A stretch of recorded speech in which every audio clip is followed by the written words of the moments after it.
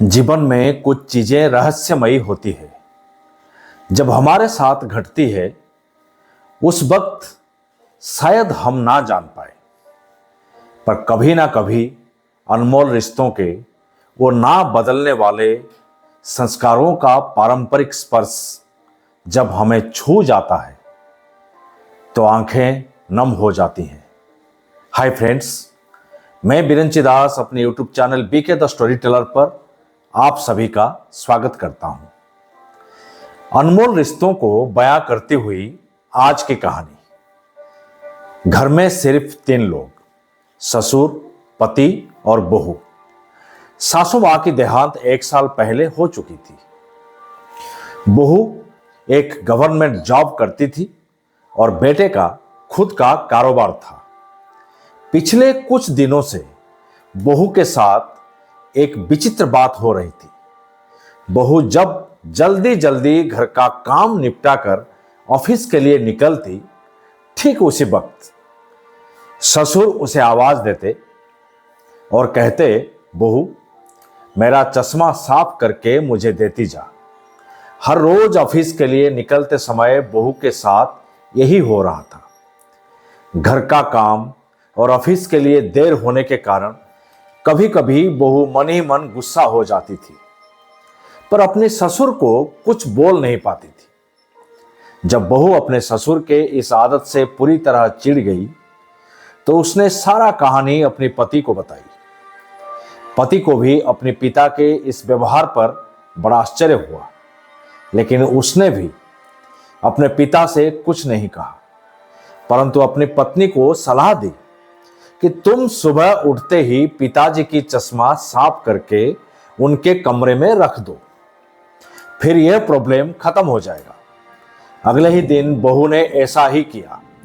अपने ससुर के चश्मे को सुबह ही साफ करके उनके कमरे में रखाई, लेकिन उस दिन भी वही पुरानी कहानी दोहराई गई। ऑफिस के लिए निकलने से ठीक पहले ससुर ने अपनी बहू को बुलाकर उसे चश्मा साफ करने के लिए कहा। बहू गुस्से में लाल हो गई, लेकिन उसके पास कोई चारा नहीं था। उसे ऑफिस के लिए देर हो रही थी। धीरे धीरे समय बीतता गया, पर ससुर ने उसे सुबह ऑफिस जाते समय आवाज देना नहीं छोड़ा। ऐसे ही कुछ महीने निकल गए। अब बहू पहले से कुछ बदल चुकी थी। धीरे धीरे उसने अपने ससुर की बातों का नजरअंदाज करना शुरू कर दिया था। अब वो ससुर के कुछ बोलने पर बिल्कुल अनसुना करने लगी थी और कोई प्रतिक्रिया दिए बिना अपने काम में व्यस्त रहने लगी थी। गुजरते वक्त के साथ ही एक दिन बेचारे बुजुर्ग ससुर भी गुजर गए। समय का पहिया घूमता रहा। एक दिन छुट्टी का दिन था। बहू घर की साफ सफाई कर रही थी। सफाई के दौरान ससुर जी की डायरी उसके हाथ लगी। बहू ने जब ससुर जी की डायरी पढ़ने लगी तो उसे एक पन्ने पर लिखा मिला, मेरी प्यारी बहू, आज के इस भागदौड़ और बेहद तनाव व संघर्ष भरी जिंदगी में घर से निकलते समय बच्चे अक्सर बड़ों का आशीर्वाद लेना भूल जाते हैं, जबकि बुजुर्गों के यही आशीर्वाद मुश्किल समय में उनके लिए ढाल का काम करता है। बस इसीलिए जब तुम हर रोज मेरा चश्मा साफ कर मुझे देने के लिए झुकती थी तो मैं मन ही मन अपना हाथ तुम्हारे सर पर रखकर तुम्हें आशीर्वाद देता था, क्योंकि तुम मेरी बेटी हो। वैसे मैं रहूं या ना रहूं, मेरा आशीर्वाद सदा तुम्हारे साथ रहेगा बेटा। सदा खुश रहो। अपने ससुर जी की डायरी को पढ़कर बहू फुट फुट कर रोने लगी। आज उसके ससुर को गुजरे हुए 2 साल से भी ज्यादा समय बीत चुके हैं, लेकिन फिर भी वो रोज घर से ऑफिस निकलते समय अपने ससुर का चश्मा अच्छी तरह साफ करके उनके टेबल पर रख दिया करती है।